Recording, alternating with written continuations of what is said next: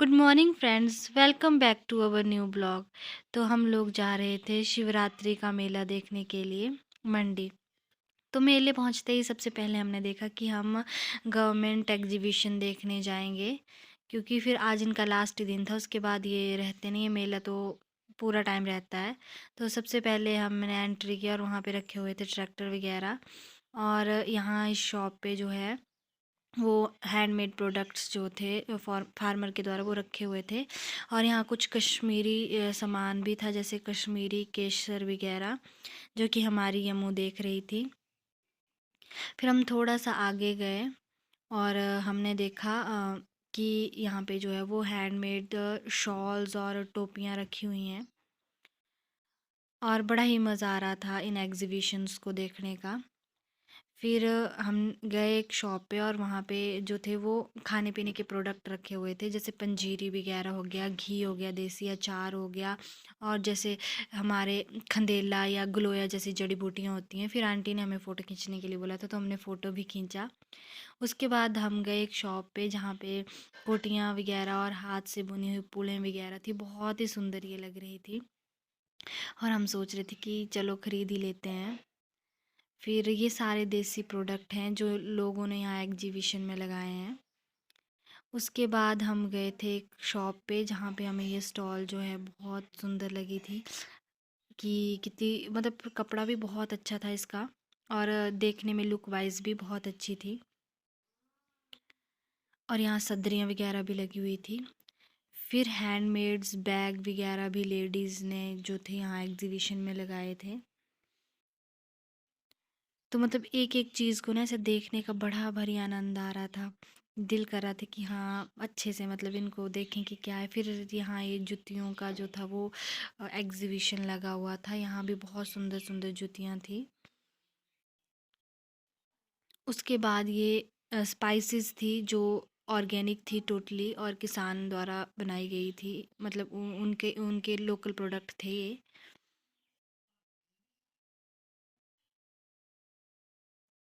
एक तो भीड़ बहुत थी एग्जीबिशन में और फिर अच्छे से जो था वो शूट नहीं हो पा रहा था, पर जितना शूट हो रहा था उतना हमने शूट करने की कोशिश की थी। और ये अंकल यहाँ एक्सप्लेन कर रहे थे कि ये कौन से प्रोडक्ट हैं।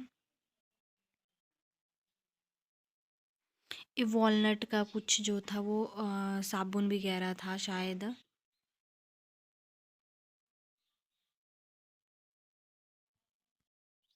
और यहाँ ये आंटी हाथ से जो है वो पुल्ले वगैरह बना भी रही थी और यहाँ एग्जीबिशन में बाहर लगी हुई थी। यहाँ ये देसी जो थे राजमा थे, बड़ियाँ थी और अखरोट थे, मसाले थे और भी बहुत सी दालें थी, टोपियाँ थी, देसी धनिया वगैरह जो इनका सब ऑर्गेनिक होता है, ये इन्होंने यहाँ एग्जीबिशन में लगाया हुआ था। 6-7 दिन ये एग्जीबिशन मंडी मेले में रहता है और मज़ा आ जाता है। पिछली बार जब हम गए थे तो उस टाइम मिलेट्स ईयर था। तो उस टाइम जो था वहाँ पे जो रागी होती है उसके बहुत सारे खाने के प्रोडक्ट्स बनाए जा रहे थे। कोई रागी की रोटी और अ, रागी की चाय, खीर। लेकिन इस साल ऐसा खाने-पीने का तो कुछ ख़ास दिखा नहीं, बट ये भी बहुत सारी चीज़ें थी जो थी वहाँ पे। और बड़ा ही एन्जॉयमेंट हो रहा था वहाँ पे। हमने कम से कम 1 डेढ़ घंटा ऐसे ही एग्ज़िबिशन में घूम-घूम के, क्योंकि बहुत बड़ा था ये। अ, और ये कितनी सुंदर-सुंदर, प्यारी-प्यारी स्वेटर्स थी छोटे बच्चों के लिए। और ये सारी जो थी ये लेडीज़ ने हाथ से बनाई होती है। ये हाथ से बनी हुई हैंडमेड ज्वेलरी थी, जिसको भी यहाँ एग्जीबिशन में लगाया गया था।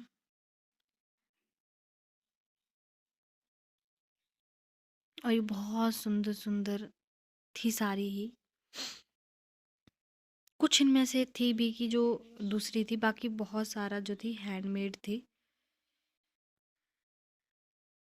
और खुद लेडीज़ ने काम करके ये बनाई हुई थी। उसके बाद हम ग्लोया मिक्स अचार और ये आंवला पुदीना नींबू हरड़ वाली शॉप पे गए हुए थे। ग्लोया एक बहुत अच्छी जड़ी बूटी जड़ी बूटी होती है। और ये डोमेस्टिक प्रोडक्ट हैं और छोटे-छोटे जो हमारे स्मॉल जो उद्योग होते हैं उनमें उनके मतलब ये प्रोडक्ट होते हैं और ये बिल्कुल ऑर्गेनिक होते हैं, इनमें ऐसी कुछ मिलावट नहीं होती और बहुत ही सुंदर सूट शॉल्स लगी हुई थी। सबसे मस्त तो मुझे ये ट्रैक्टर लग रहा था, हम सोच रहे थे कि हाँ इन भी कुछ ऐसा भी था कि कितने परसेंट ये होने पर आपको क्या सब्सिडी गवर्नमेंट की तरफ से भी लगे हुए थे कुछ। और यहाँ पे ये थोड़ा खेती-बाड़ी का हमें लगा पहले कि छोटा फ्रिज है मैंने सोचा नहीं आटे की चक्की। हम बहुत हँसे, हमें हो रहे थे नहीं यार छोटा फ्रिज हो गई। बाद में हमने पढ़ा कि नहीं ये आटे की चक्की है, ये पूरा सिस्टम ऐसे आता है। बाहर-बाहर से देखने को तो सच में फ्रिज की तरह लग रही है। हाँ, और हाँ, यहाँ पे थोड़ा एक चाट काउंटर था और यहाँ कृषि विभाग भी था हिमाचल प्रदेश का जिसने देसी गाय और जो हमारी जर्सी गाय होती है उसके बीच में उन ब्रीडों के बीच में अंतर दिखाया है। और इन लोगों ने जो है मतलब जीवामृत और वो जो घन जीवामृत है उनके बीच में क्या-क्या फ़ायदे होते हैं, कैसे-कैसे ये प्रिपेयर किया जाता है, वैसे ही यहाँ पे सारा मछली पालन के लिए जो सेटअप है वो भी क्योंकि मत्स्य उद्योग की तरफ एनिमल हस्बेंड्री की तरफ से यहाँ लगा था, तो वो सारा सिस्टम उन्होंने बताया था। और उसके बाद हम पहुँचे थे मतलब एक हिमाचल में एक बहुत ही एक जगह है वहाँ पे बहुत ही सुंदर एक ब्रिज बना है नीचे नदी बह रही है ऊपर ब्रिज है और पर्वत है आसपास। तो वो बहुत ही सुंदर व्यू है और ये इस ब्रिज को थर्ड रैंक किया गया है Indian institute of bridge engineering में।